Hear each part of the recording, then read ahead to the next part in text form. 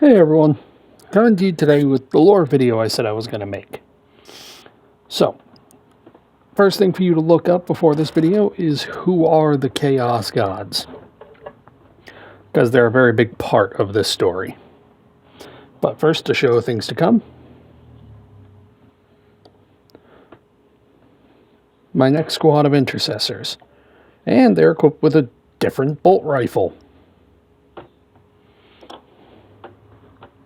But yeah, so once those are all built and painted up, I'll have a showcase for them.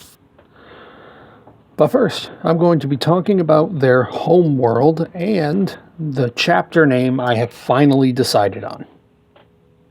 Now, their home world, Salaris 4, is a feral world.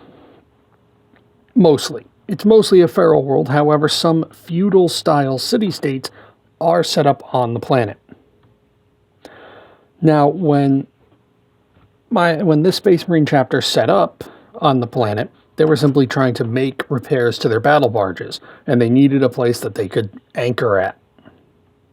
However, they were there for about 2 weeks when a demonic incursion happened on the planet. It's not known by them, but most likely it was people, because it stemmed from the feudal cities.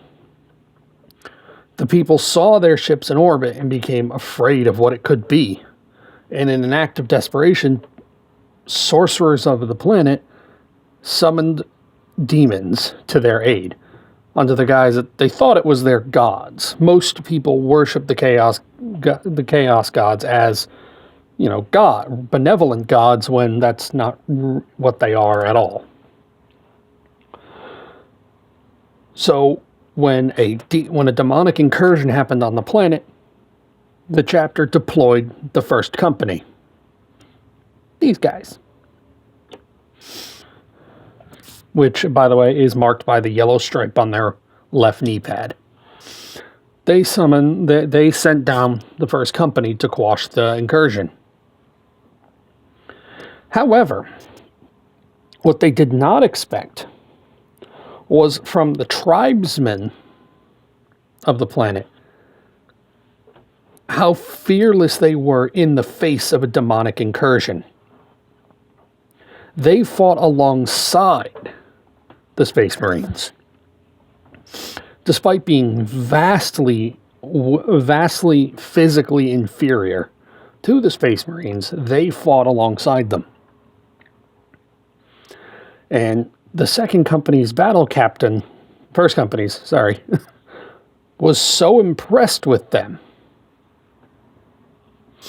that he went to the higher command of the chapter to suggest recruiting from this world. Now, a very basic overview of the chapter is there is an inner circle of leaders of the chapter. They comprise of the chapter master, the master of sanctity, which, as I said, to look up in the last video, the chief librarian. Go look up what librarians are. But to sum it up, they're psychics. The chief apothecary, the head tech marine, and a high captain. The high captain is second in command. They're the ones who take over after the chapter master has died.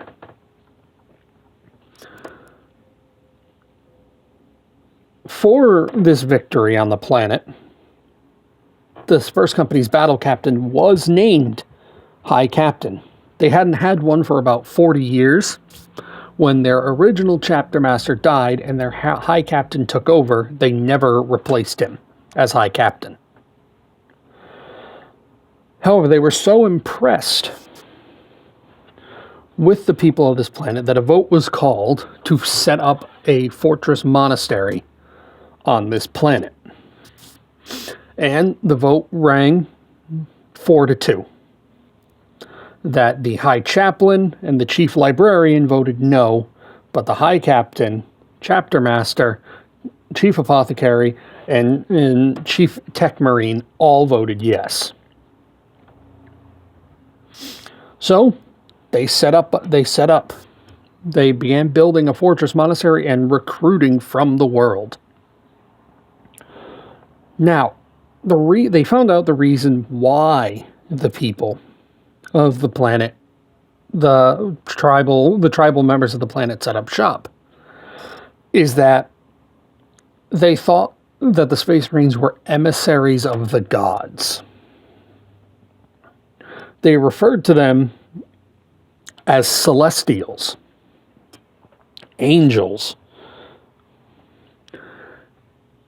And when the Celestials to them had descended to protect them, they felt it was their duty to fight alongside them.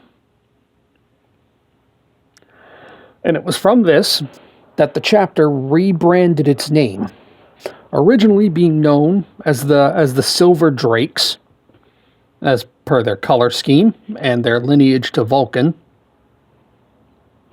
They rebranded to the Celestial Wardens. And that is going to be my chapter name, the Celestial Wardens, to go along with their story. Now, from this point, they began recruiting from the planet. And what they would tell people is that they would go along with the narrative that they are emissaries of the gods. They would use this as a way to recruit people. They would hold many grand melees and hold different variations of trials for the people. And if they survive, they will be, quote, ascended. And that these people will be brought into the heavens and become one of the Celestials. And it became the greatest honor people of these tribes could be bestowed, was to be one of the Celestials. And it wasn't until they got to it wasn't until partway through their training where they let in on the fact that, no, these are mortals. Well, these are mortals. But yeah. And as part of that, whenever they're on world, they will not remove their helmets to help keep the ruse up.